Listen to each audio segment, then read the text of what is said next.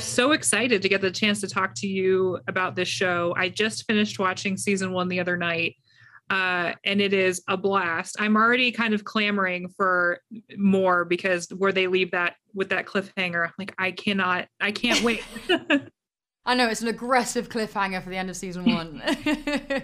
I'd love to take it back to before the show even started. How familiar were you with the Resident Evil franchise before you signed on? I had played the games and watched the movies, so I was familiar.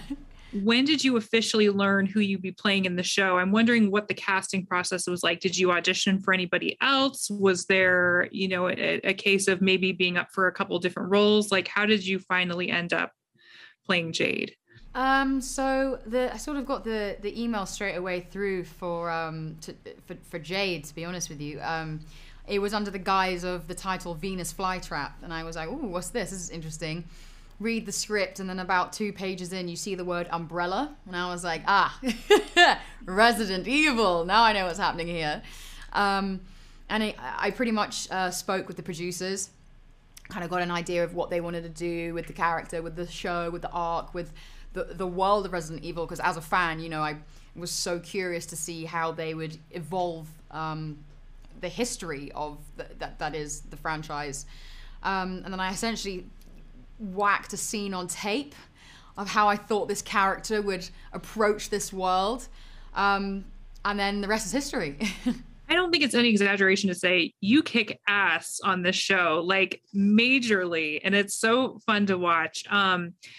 But after working on, say, a project like Charlie's Angels, I'm curious as to whether the training process was any different for you this time around. Did you have to approach stunts any differently? How intensive was that for you? I'm wondering how that all was. Well, first of all, thank you. Second of all, actually, the interesting thing about this process, like you say, it wasn't my first rodeo in the stunt sphere, especially with action.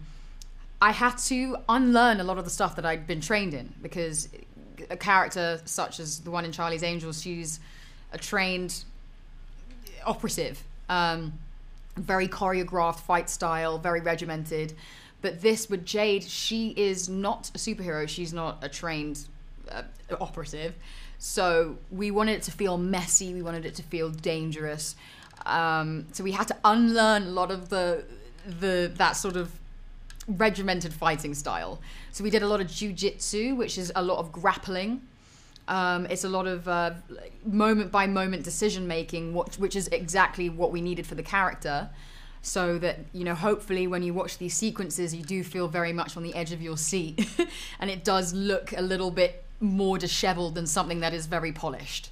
There are definitely shots in this for your character specifically that look like they are pulled right from the games. I'm thinking specifically, there's a shot, I won't go into spoilers, but there's a shot from first person perspective where Jade is like stumbling around disoriented. Yes. And I was like, this is a video game right Absolutely. here. That was something that was so important to us, for the producers, to really make, that feeling from Resident Evil feel real in this series.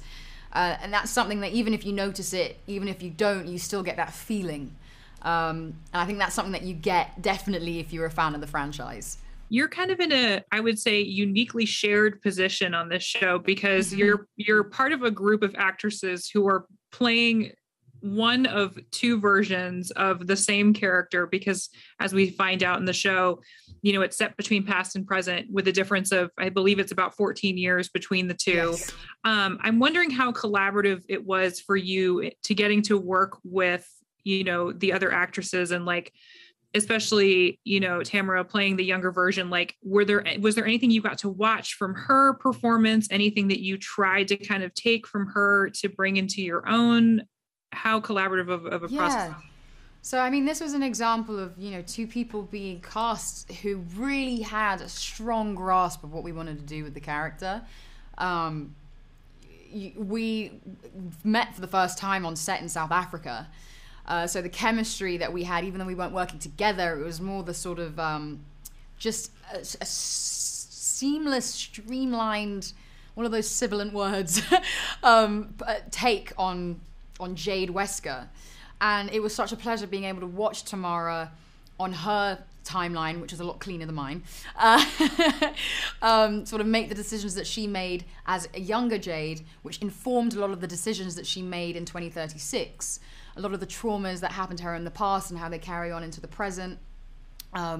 Even something as small as her unapologetic stubbornness and sort of fire that she has, which then comes out in moments in 2036, but also seeing the guilt that she carries through both timelines, I think adds a very human and engaging character arc for her. One of the themes in the show that feels so important is family. And we get to see that take shape in a lot of different ways. You know, in the past, there's definitely, I would say, more of like a nuclear family that's established. But then in the future, Jade also has her own sense of family that she has established, which starts, I would say, is shattered a little bit by the sudden reveal that Billie is kind of still around, you know, someone who she had believed to have been gone. How does that kind of inform her arc, that revelation, and how it plays out for the season? Jade does her absolute best in the past to stand by her sister as much as possible, to the point where, you know, it gets her into trouble. And she realizes that, and she carries this responsibility and this guilt, like that I've previously mentioned, all the way up until 2036.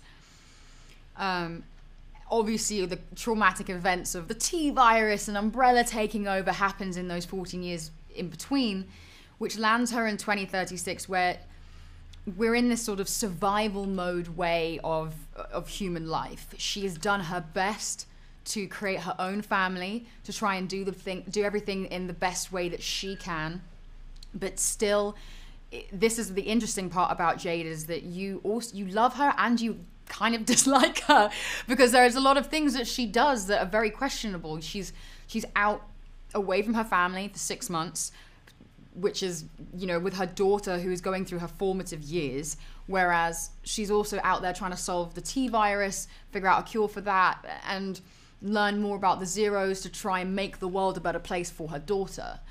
So it's a very interesting mix between responsibility and guilt, but also this undying need to try and problem solve on her own.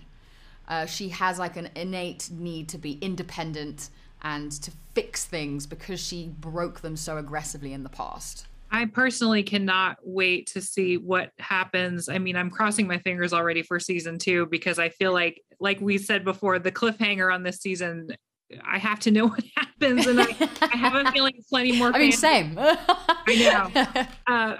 I'm sure plenty more fans are going to be feeling the same way. I am all out of time, but thank you so much for taking the time out of your day to talk to me about this show. I can't wait for everybody else to see you in it, because you, like I said before, you really kick some ass. So thank you so much. Of course. Thank you.